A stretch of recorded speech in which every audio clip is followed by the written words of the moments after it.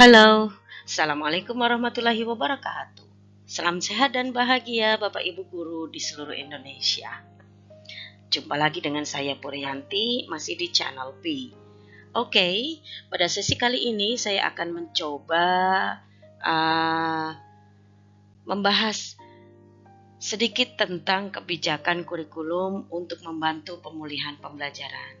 Ini sumber yang saya ambil langsung PPT yang dikeluarkan oleh Kemendikbud Riset dan Teknologi, khususnya Badan Standar Kurikulum dan Asesmen Pendidikan, tertanggal 20 November 2021, tentang kebijakan kurikulum untuk membantu pemulihan pembelajaran. Baik Bapak Ibu yang berbahagia di seluruh Nusantara, tepatnya kita akan lebih mengerucut pada satu hal. Apa itu? Akan segera kita ketahui bersama. Ya, seperti ditampilkan pada layar, kali ini kita akan mengerucut pada pembahasan tentang karakteristik dari kurikulum prototype, yakni kurikulum yang akan segera dijalankan mulai tahun 2022 ini. Baik, rekan-rekan guru di seluruh Indonesia yang berbahagia, kita mulai saja dari benang merah pengembangan kurikulum prototype. Ya, kurikulum prototype ini melanjutkan arah pengembangan kurikulum sebelumnya, yakni berorientasi secara holistik. Kurikulum ini dirancang untuk mengembangkan murid secara holistik, mencakup kecakapan akademis dan non-akademis, kompetensi kognitif, sosial, emosional, dan juga spiritual. Kemudian, kurikulum ini juga berbasis kompetensi bukan konten. Ya, kurikulum dirancang berdasarkan kompetensi yang ingin dikembangkan, bukan berdasarkan konten atau materi tertentu. Nah, yang ketiga, adanya kontekstualisasi dan personalisasi. Kurikulum dirancang sesuai dengan konteks, budaya, misi sekolah, lingkungan lokal, dan juga kebutuhan murid. Kurikulum prototipe ini mendorong pembelajaran yang sesuai dengan kemampuan siswa, serta memberikan ruang lebih luas pada pengembangan karakter dan kompetensi dasar. Kurikulum prototipe ini memiliki beberapa karakteristik utama yang mendukung pemulihan pembelajaran. Di antaranya, pembelajaran berbasis proyek untuk pengembangan soft skills dan karakter. Karakter tersebut ini yang kita kenal sebagai karakter profil pelajar Pancasila, yakni di antaranya iman, takwa, akhlak mulia, gotong royong, kebinekaan global, kemandirian, nalar kritis, dan kreativitas. Ya. Kemudian karakteristik yang kedua, yakni fokus pada materi esensial, sehingga ada waktu yang cukup untuk pembelajaran yang lebih mendalam bagi kompetensi dasar seperti literasi dan numerasi. Kemudian yang ketiga, fleksibilitas bagi guru untuk melakukan pembelajaran yang sesuai dengan kemampuan murid. Istilah lainnya adalah teach at the right level, ya, dan juga melakukan penyesuaian dengan konteks dan muatan lokal.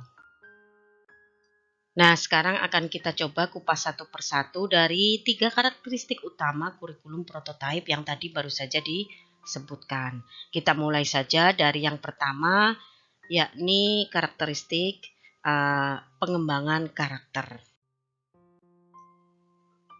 Nah, terkait dengan pengembangan karakter, seperti apakah kontekstualisasinya dalam kurikulum prototipe ini? Baik, rekan-rekan guru di seluruh Indonesia yang berbahagia, seperti kita ketahui bersama bahwa kurikulum 2013 sudah menekankan pada pengembangan karakter, namun belum memberikan porsi yang khusus dalam struktur kurikulum. Ya, perhatikan, belum memberikan porsi khusus dalam struktur kurikulumnya.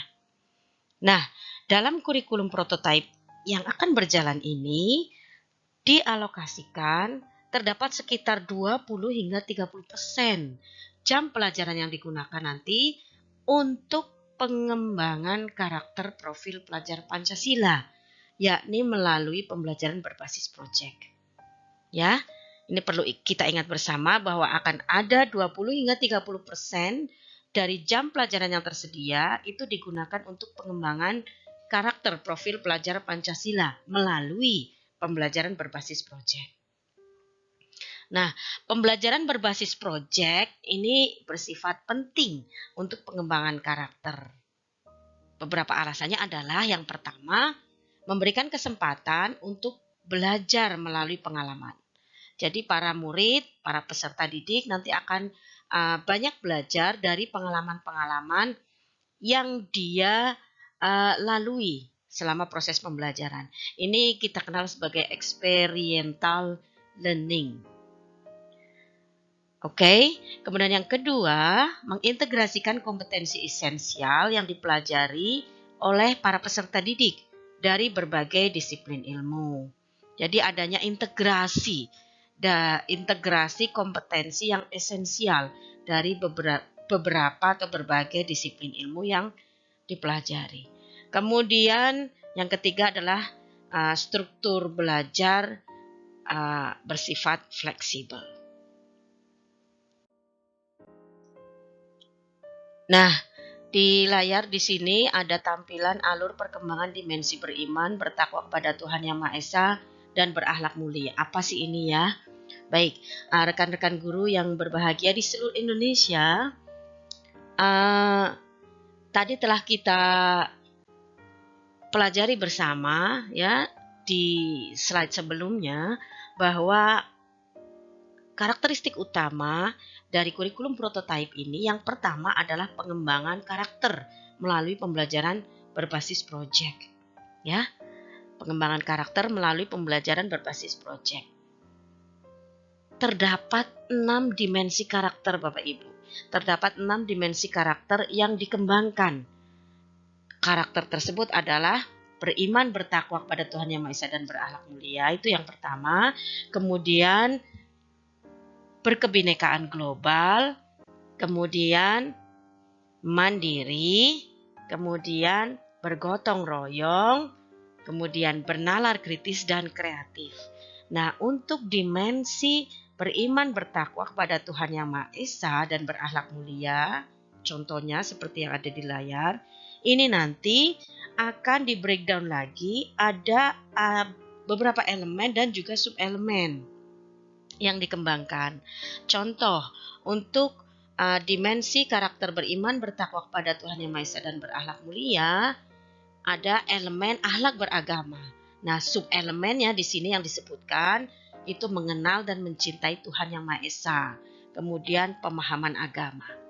Nah, di masing-masing fase nanti akan kita sebut dengan fase itu ya. Ada fase A, itu untuk kelas 1 dan 2. Kemudian usia sekitar 6 sampai 8 tahun dari peserta didik.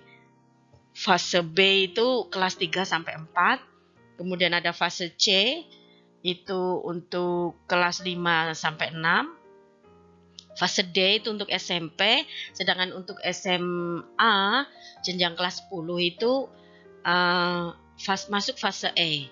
Nah, khususnya misalkan contoh untuk fase E SMA ya, kelas 10, untuk dimensi karakter beriman bertakwa kepada Tuhan Yang Maha Esa dan berakhlak mulia, elemen akhlak beragama untuk sub-elemen mengenal dan mencintai Tuhan Yang Maha Esa itu apa yang dikembangkan, yakni menerapkan pemahamannya tentang kualitas atau sifat-sifat Tuhan dalam ritual ibadahnya, baik ibadah yang bersifat personal maupun sosial. Sedangkan untuk subelemen pemahaman agama, yakni memahami struktur organisasi, unsur-unsur utama agama dalam konteks Indonesia, dan juga memahami kontribusi agama terhadap peradaban dunia. Oke, ada gambaran ya?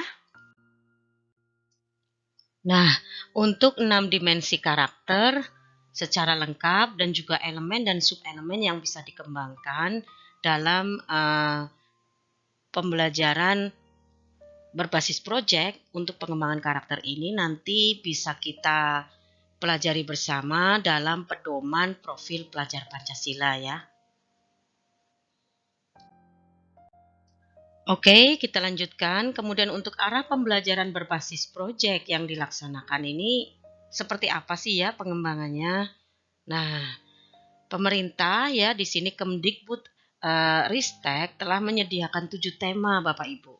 7 tema utama yang perlu dikembangkan menjadi modul nantinya dengan topik dan tujuan yang lebih spesifik. Nah, 7 tema tersebut diantaranya bangunlah jiwa dan raganya, kemudian berekayasa dan berteknologi untuk membangun NKRI, kemudian Bhinneka Tunggal Ika, ada gaya hidup berkelanjutan, ya, ada juga kearifan lokal, kewirausahaan, dan suara demokrasi. Ini adalah 7 tema utama yang telah disediakan oleh pemerintah melalui Kemendikbud Ristek. Nah, nanti dari 7 tema utama ini nanti sekolah yang akan mengembangkan pembelajaran berbasis proyek dari kurikulum prototipe ini, 7 tema ini akan dijadikan sebagai dasar untuk pengembangan modul, tentunya dengan topik dan tujuan yang lebih spesifik lagi yang ditentukan oleh sekolah masing-masing. Baik, sepertinya sudah cukup ada gambaran bahwa kurikulum prototipe ini nanti memang betul-betul memiliki karakteristik utama yakni pada pengembangan karakternya. Karena ada 20-30 jam pelajaran itu digunakan untuk pembelajaran berbasis proyek yang menggunakan atau yang bisa dilakukan dengan berdasarkan 7 tema yang telah disiapkan oleh Kemdikbudristek. Oke? So, kita bisa lanjut ke karakteristik yang berikutnya. Oke, untuk karakteristik utama yang kedua dari kurikulum prototipe, yakni fokus pada materi esensial. Kalau tadi yang pertama, adanya prosentase dari jam pelajaran yang dialokasikan untuk pembelajaran berbasis proyek, dimaksudkan untuk pengembangan karakter. Karakteristik yang utama yakni fokus pada materi esensial. Nah, fokus pada materi esensial ini gambarannya seperti apa ya?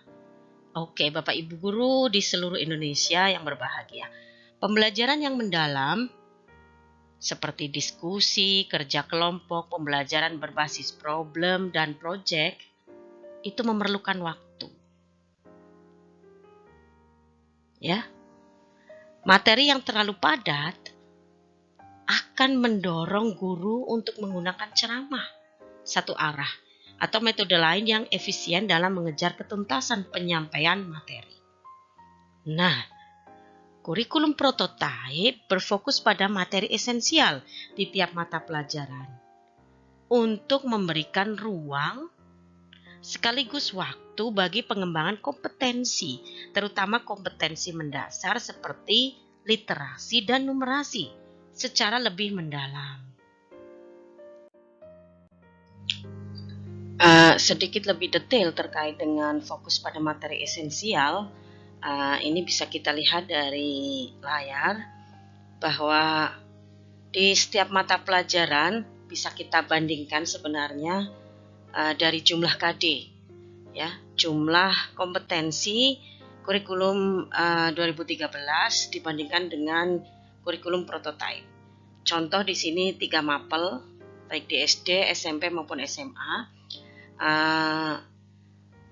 Silakan Bapak Ibu semuanya bisa diperhatikan di diagram yang muncul. Untuk mata pelajaran bahasa Indonesia, di sini rata-rata jumlah KD pada kurikulum 2013 ini yang biru muda ya, agak abu-abu. Ini 52, sedangkan untuk rata-rata jumlah capaian kurikulum prototipe hanya 22. Berarti terdapat penyederhanaan. Ya, terdapat pengurangan hingga 57%. Kemudian untuk mata pelajaran matematika, rata-rata jumlah kompetensi untuk mata pelajaran matematika, ya, kompetensi dasar maksudnya untuk mata pelajaran matematika itu untuk kurikulum 2013 ada 38, sedangkan untuk capaian di kurikulum prototipe itu 27. Berarti ada sekitar 28% pengurangan dari rata-rata jumlah KD di kurikulum 2013. Untuk sains ya, itu pengurangannya 19%. Nah, rata-rata itu terdapat penyederhanaan atau pengurangan kompetensi yang di sini terwakilkan dengan istilah KD, pengurangan kompetensi dasar dari 2013 ke prototipe. Ini menunjukkan bahwa karena adanya penyederhanaan atau pengurangan, maka pembelajaran menjadi fokus pada materi yang lebih esensial. Ini berlaku untuk tiap mata pelajaran. Gambarannya seperti itu.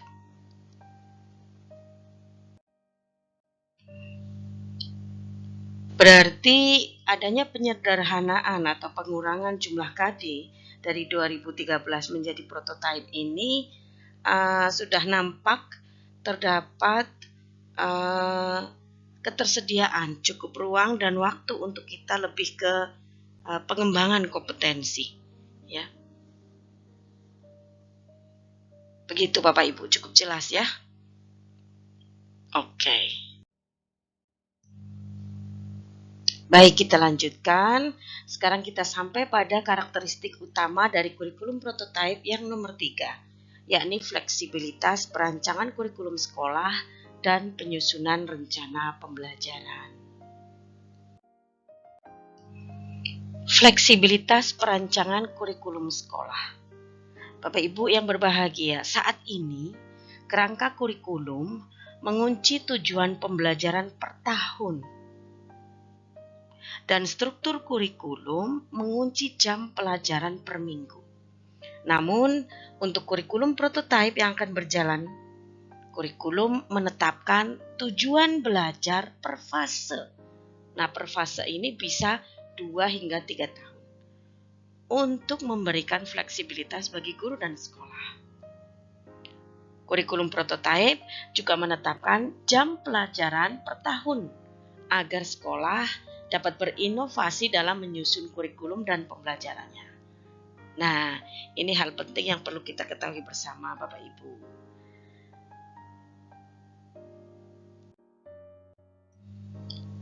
Bagaimana Bapak Ibu semuanya? Cukup ada gambaran ya tentang karakteristik utama dari kurikulum prototipe yang akan berjalan. Dimulai di tahun 2022 ini, bagi sekolah yang menyatakan siap, sudah bisa melaksanakan kurikulum prototipe. Nah, apakah sekolah Anda, sekolah di mana Anda bertugas, sudah menyatakan siap atau belum? Apakah Anda siap atau belum? Oke, silakan Anda jawab sendiri. So, sampai di sini dulu pembahasan kita tentang karakteristik utama dari kurikulum prototipe yang akan berjalan dimulai tahun 2022 ini.